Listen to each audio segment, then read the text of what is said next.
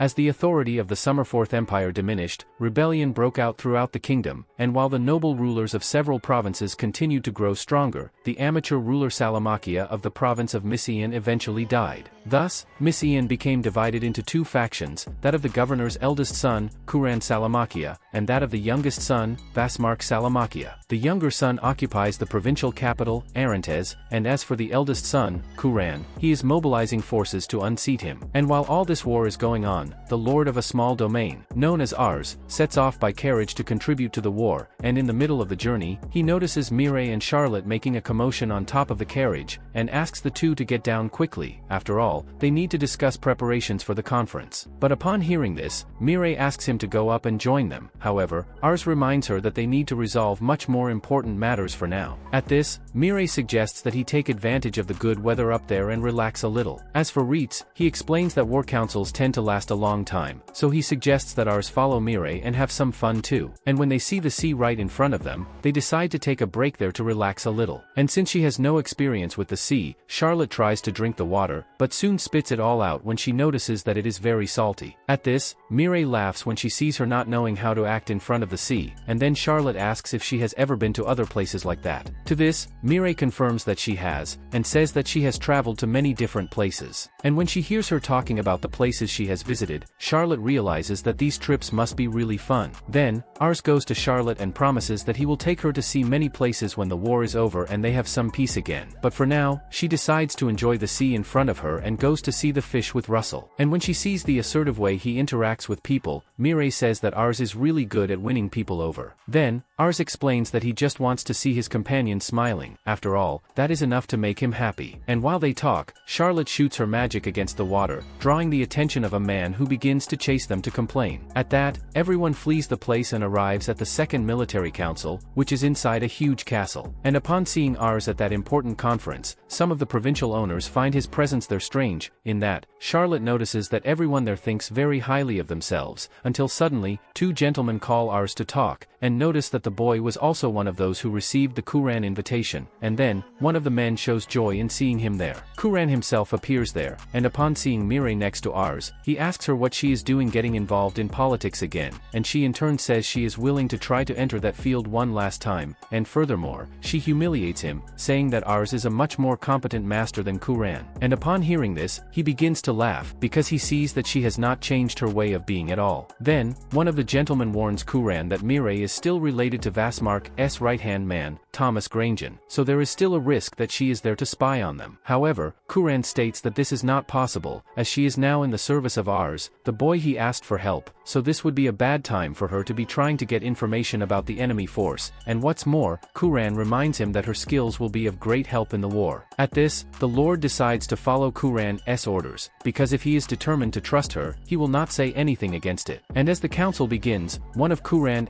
subordinates begins the council by reporting the current state of the war, and says that their forces currently total 110,000 soldiers.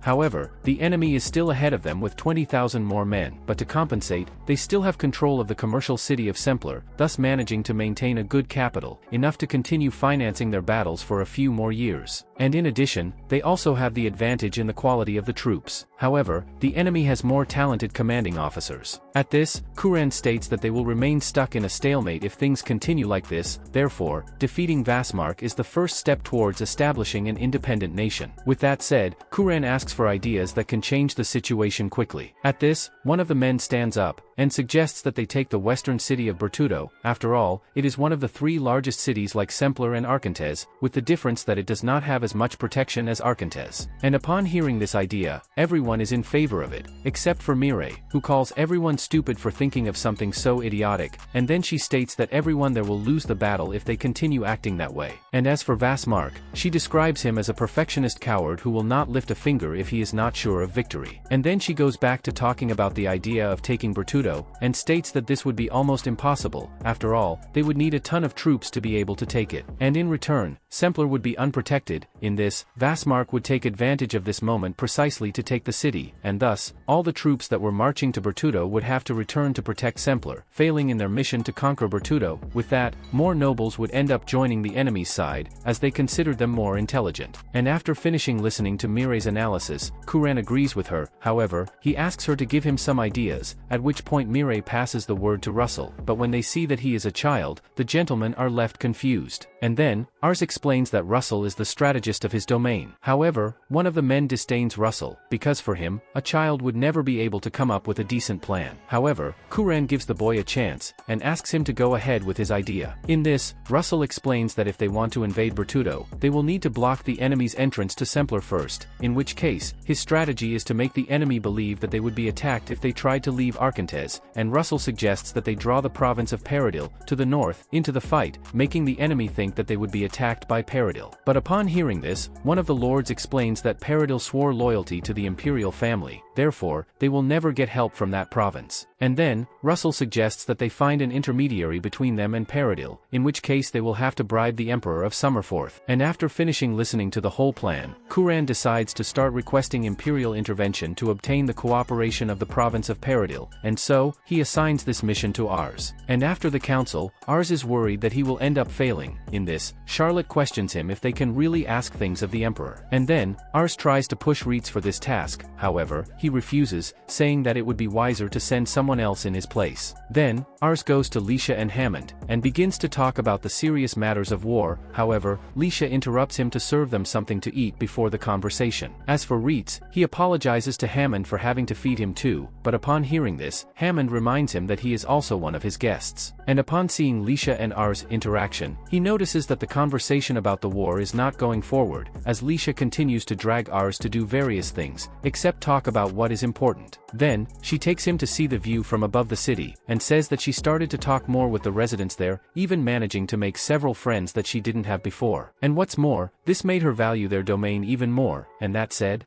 she remembers that Ars also defends his city very bravely. However, he claims that his companions are the ones who do most of the work while he just stays in the background. And suddenly, she starts to get closer to him, making the atmosphere a little heated. However, she moves away when she remembers that she needs to show Ars something else, and so, they go to her garden, which contains the flowers that Ars gave her. And after that, she finally pays attention to hear what he has to say. Hammond gets authorization to start the conversation, as the matter to be discussed is very serious. However, Leisha refuses to ask her father for permission, as she herself wants to decide for herself what to do. After all, that is why they are walking alone, so that no one interrupts them. With that, Ars goes ahead and asks her to take on the role of negotiating with the Emperor of Summerforth. And although she is not 100% sure that she will carry out the mission, Leisha accepts the invitation anyway. But in return, she asks Ars to marry her as soon as the war is over. And upon hearing this, Ars is all disconcerted, as he finds the request very sudden. However, Leisha says that she had already decided to make that request to him the day they met. And upon hearing this, Ars realizes that she really loves him, and furthermore, he begins to notice that she has done a lot for him. In this, he apologizes to her for having made Leisha have to ask him to marry him. And then, he redoes that scene, and asks her to marry him immediately. In this, he says that it would be better to wait for the war to pass so that they could have a more peaceful marriage. However, he reminds her that they could end up facing many other dangers until the war is over. Therefore, he wants to be able to have her by his side in the middle of the war to protect her. And upon hearing this, Leisha makes it clear that she has no intention of depending on him to be protected. After all, she is the one who wants to protect him. In this, the two come into conflict to decide who will protect who, until in the end, they put it aside and go to Hammond and the others to announce the marriage. But upon hearing this, Hammond says that it is still too early for the two to get married. However, Leisha says that she has already decided to go ahead with the marriage, regardless of what anyone tells her. And upon noticing that his daughter is sure of what she wants, Hammond decides not to be a thorn in her side, and ends up accepting the marriage without much hesitation. And soon after, he embraces the two and asks his subordinates to prepare a banquet. And after that, they meet with Pham, who finally finishes investigating the imperial family, as agreed. And then, she confirms that currently the one who exercises the emperor's authority is Minister Shakma, who in turn, is an opportunist who promotes any type of policy that can directly benefit him.